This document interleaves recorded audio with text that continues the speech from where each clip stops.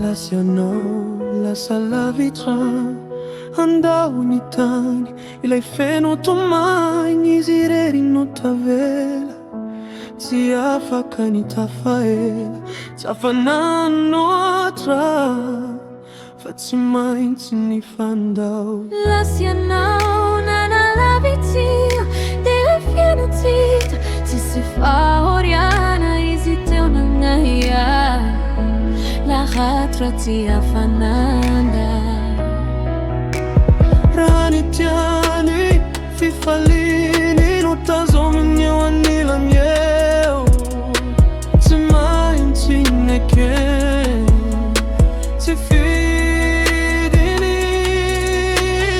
Lascianao tsy nifidiny andao, fa hoantsona nilay fiainam-baovao. Lascianao tsy afanampilaza, izy tavela ny tomany toza. Lascianao tsy nifidiny andao, fa voantsomby nilay fiainam-baovao. Lascianao izy nisaona, manantena nefa indray andro mbola eo.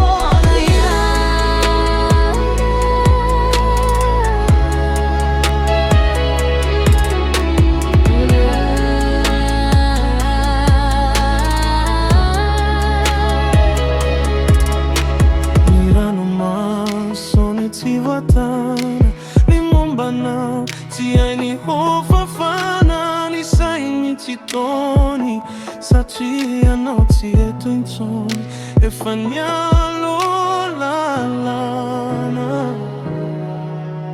Fotoana foi no nirahana, tampoka loatra ny fisarana, izy mino mitanisa, fa hoe misy ilay paradisa.